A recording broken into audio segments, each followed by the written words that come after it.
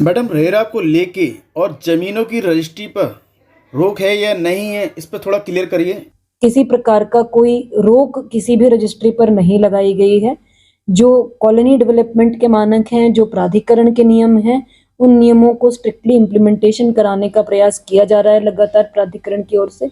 शिकायतें भी लगातार मिल रही हैं। पिछले हफ्ते ही एक शिकायत पर एक्शन लिया गया जिसमें कॉलोनी में पार्क के रूप में दिखाई गई प्लॉट को बेचने का प्रयास संबंधित बिल्डर के द्वारा किया जा रहा था, तो उस पर एक्शन लिया गया। इस तरह की जो शिकायतें समय समय पर अवैध कॉलोनीज के संबंध में आएंगी, उन पर लगातार एक्शन लिया जाएगा सक्षम स्तर से।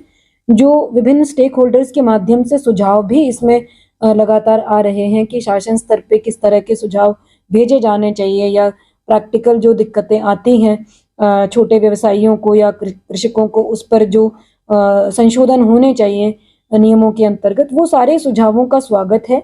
मेरी यही अपील है कि यदि कोई जो भी व्यवहारिक कठिनाइयां हैं जो लगातार विभिन्न माध्यमों से हमारे संज्ञान में लोग लेकर भी आ रहे हैं, और आगे भी मेरी यही अपील है कि उसको लेकर आए।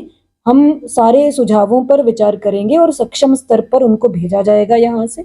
इसके साथ ही एक वर्कशॉप भी इसी उद्देश्य को लेकर प्राधिकरण ने प्लान करी थी, जिसमें 1-2 विशेषज्ञों का समय जो है क्लैश, टाइमिंग, डेट्स वगैरह क्लैश होने की वजह से उसकी तिथि में परिवर्तन किया जा रहा है। अभी 25 के लिए उसको निरस्त किया गया है, लेकिन अग्रिम तिथि जो है जल्दी ही सूचित कर दी जाएगी जैसे ही विशेषज्ञों की डेट कंफर्म हो जाती है।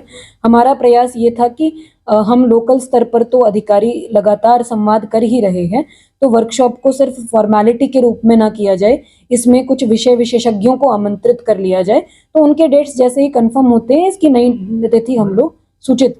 मैडम, काठ गोदाम में कलसिया पुल के कारण लगातार जाम की स्थिति बन रही है। कलसिया पुल का जो मरम्मत का कार्य था वो लगभग पूर्ण कर लिया गया है विभाग के द्वारा। उसमें क्योंकि नीचे से कुछ खतरा, उसको कलसिया में जो तीव्र मलबा और पानी का वगैरह आया था और आपदा हुई थी अगस्त फर्स्ट वीक में, उसकी वजह से कुछ डैमेज हो गया था। तो हम लोग इसमें कार्यदायी संस्था को हमारी तरफ से निर्देश दिए गए थे कि किसी प्रकार का कोई रिस्क ना लिया जाए पुल के संबंध में।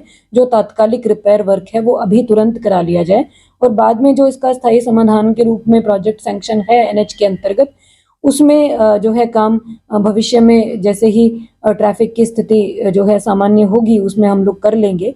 और प्रयास ये रहेगा कि टूरिज्म सीजन से पहले इस काम को टेकअप करवाया जाए और जो पर्यटक सीजन में व्यवस्था होती है ट्रैफिक की, वो मरम्मत कार्य से प्रभावित ना हो। 1-2 दिन का इशू इसमें हुआ था, अभी काम पूर्ण कर लिया गया है।